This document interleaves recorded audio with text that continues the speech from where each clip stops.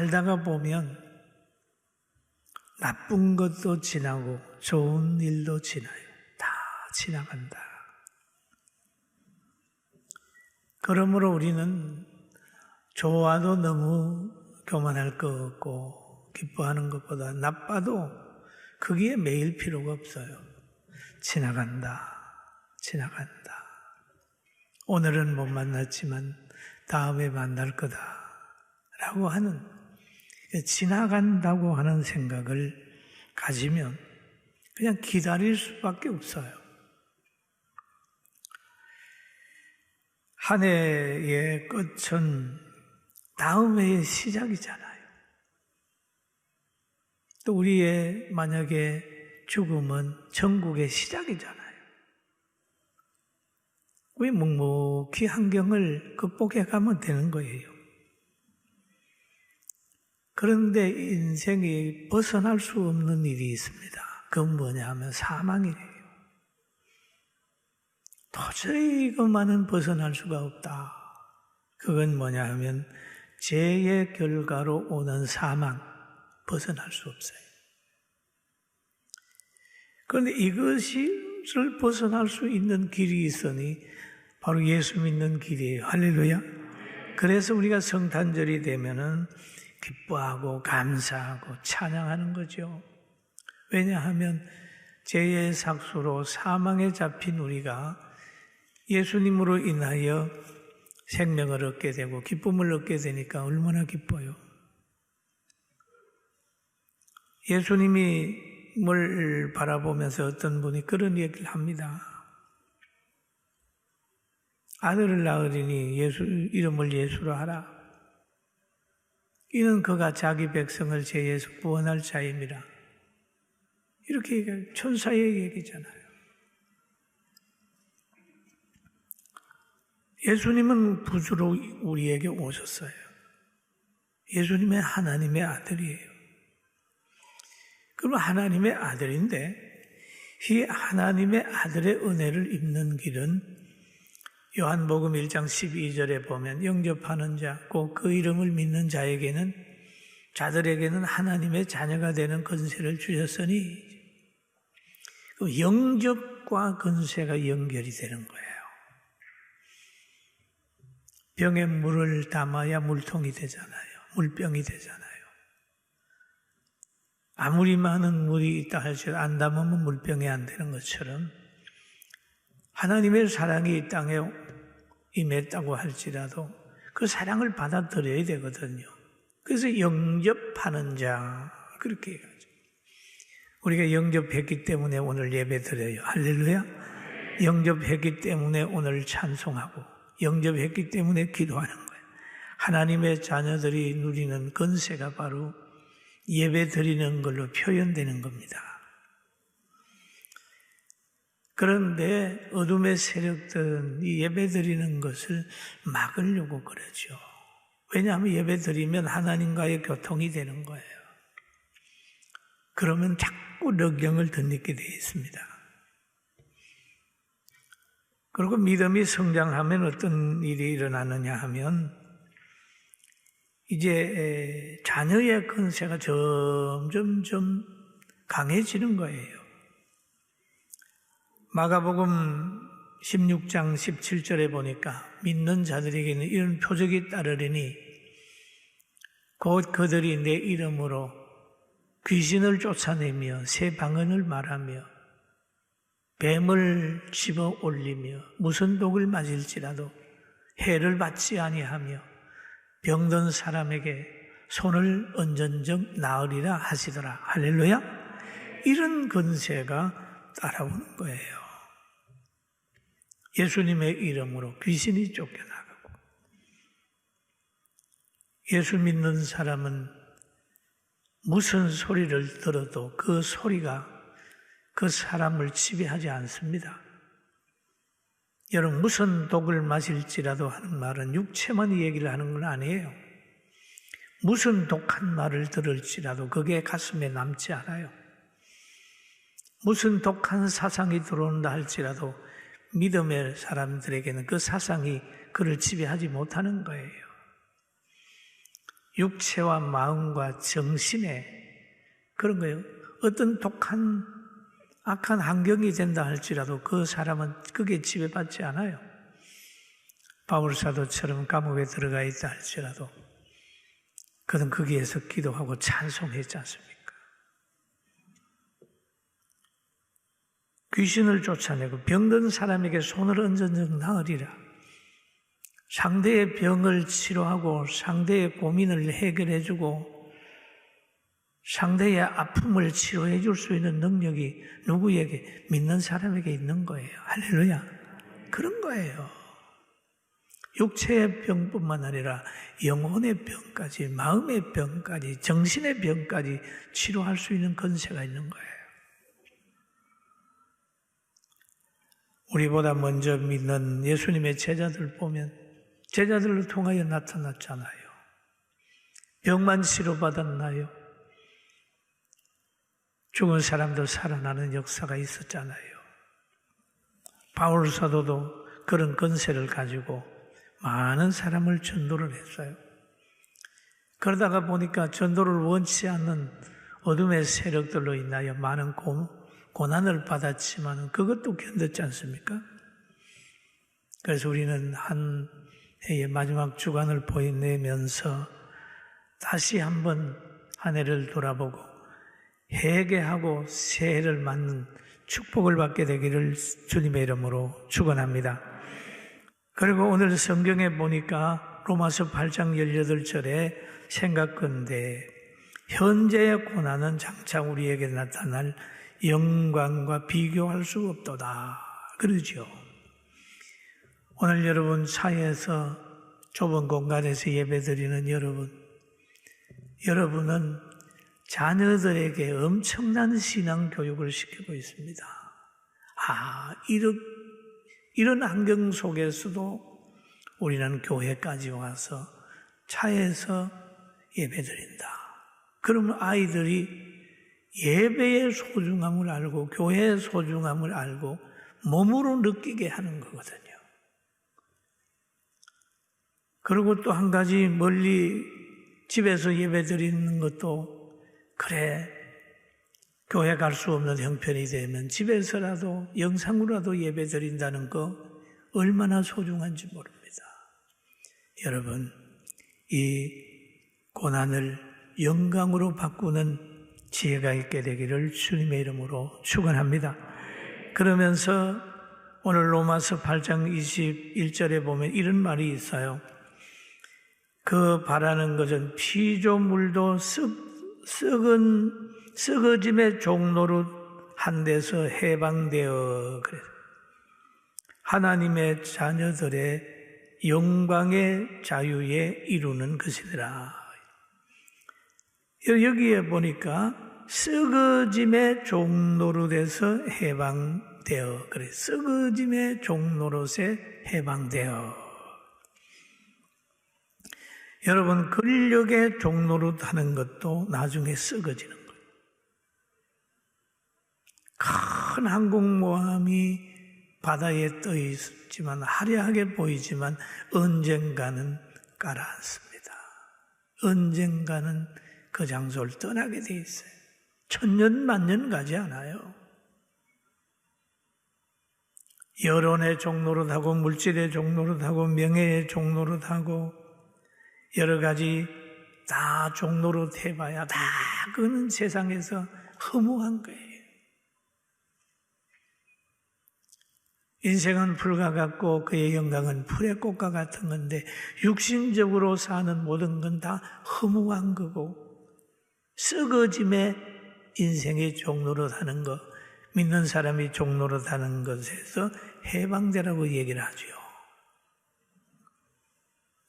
그런데 그 썩어짐의 종로로 타는 건 헤아려 수고거든요. 솔로몬 왕이 이런 얘기를 합니다. 헤아려 행하는 모든 수고는 마음에 애쓰는 것이 무슨 소득이 있는가? 다 헛된 것이라 그런 얘기를 하지요.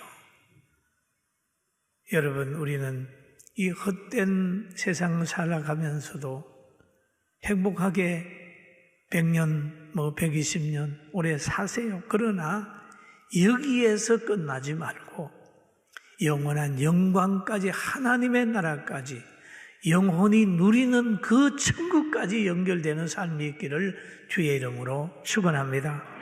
할렐루야. 살아있는 믿음이죠. 살아있는 믿음. 그리고요, 살아있는 믿음은요, 계속 성장을 하게 되죠. 고난이 오면 더 많이 성장합니다.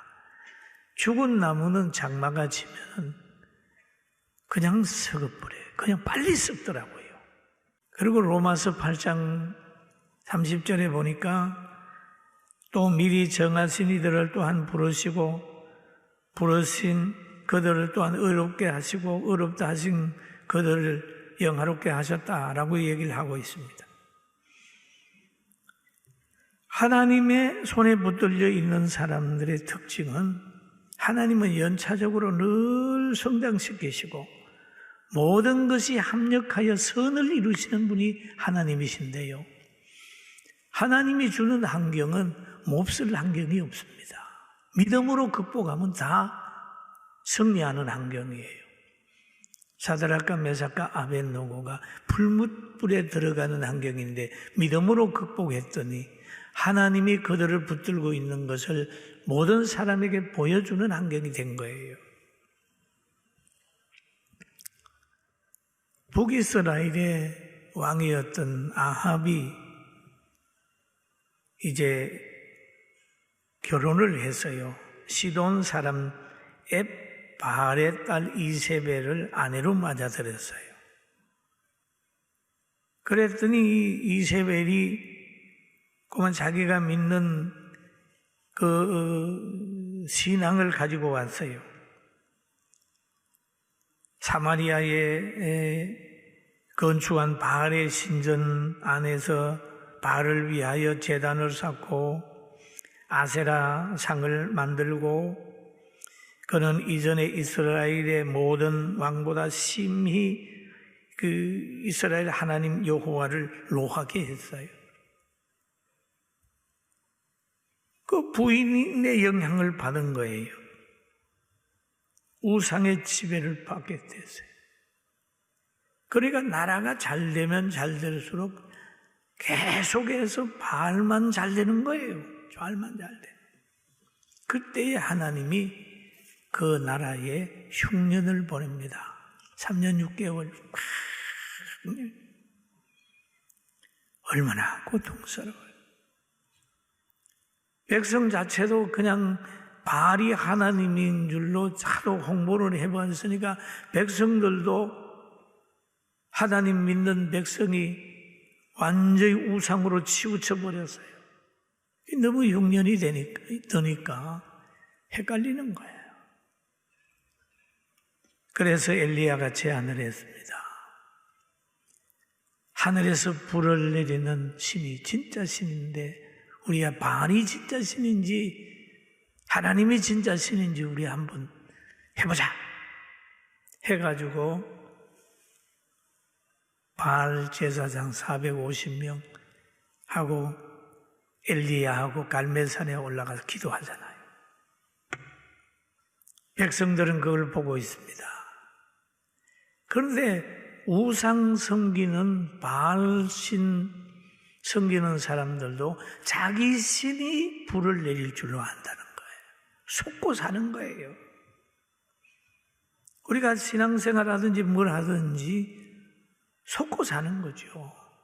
사람을 믿음으로 대상으로 생각하는 사람 이런 것들 있잖아요. 속고 산다고.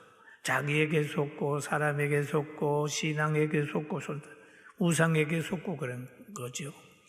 그래서 그들도 단을 만들어 놓고 지금 바알이여 불 내려주세요. 바알이여 불 내려주세요. 못 내리잖아요.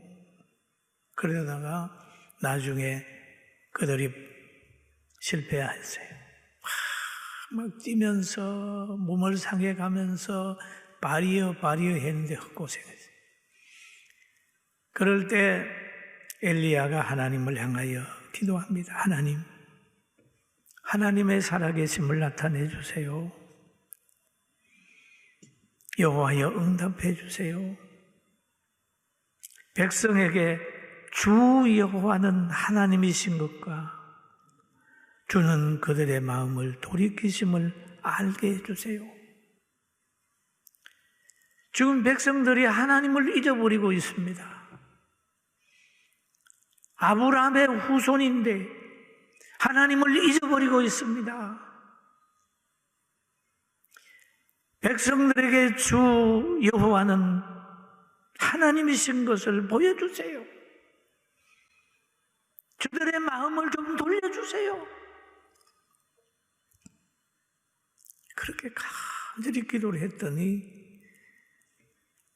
여호와의 불이 하늘에서 내려와서 범죄물과 나무와 돌과 흙을 태우고 또 도랑에 물을 다 훑어버렸어요. 모든 백성이 보고 엎드려 말하되 여호와 그는 하나님이십니다. 모든 백성들, 우상에 미혹됐던 백성들이 그 엘리야 제단에 불 내려오는 걸 보고 엎드려 말하되 여호와여, 여호와 그는 하나님이시로다. 발은 아니고 그렇게. 이럴 때 엘리야가 어떻게 했나요? 엘리야가 그들에게 이르되 바알의 선지자를 잡되 그들 중 하나도 도망하지 못하게 하라 하며 곧 잡은지라 엘리야가 그들을 기손 시내로 내려다가 거기에서 죽였다. 여기에서 자기가 무슨 왕이 되려고 하는 그거보다는 하나님의 공의를, 이 여론을 등에 업고 백성들이 지지하는 것을 보고 하나님의 공의를 실천했던 한 것이 바로 이 엘리야 갈멜산 사건입니다. 그러면 이 흉년은 뭐냐?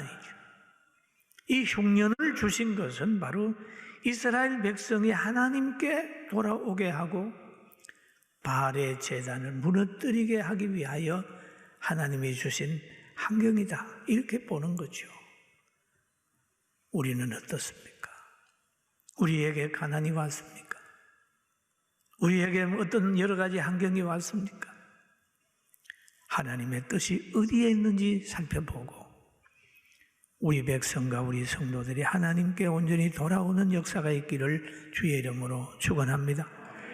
그리고 그 3년 6개월 동안 아합과 이세벨의 권력에 시달렸던 이들 선지자들이 바알에 무릎 꿇지 않는 7,000명을 하나님이 살렸어요. 어떤 어려움이 있더라도 우리는 우상과 세속의 권력에 무릎 꿇지 말고 하나님이 보호하는 바알에게 무릎 꿇지 않는 7,000명의 반열에 서게 되길 주의 이름으로 축원합니다. 축원합니다. 그리고 하나님의 선한 계획과 우리는 사랑을 기억해야 됩니다.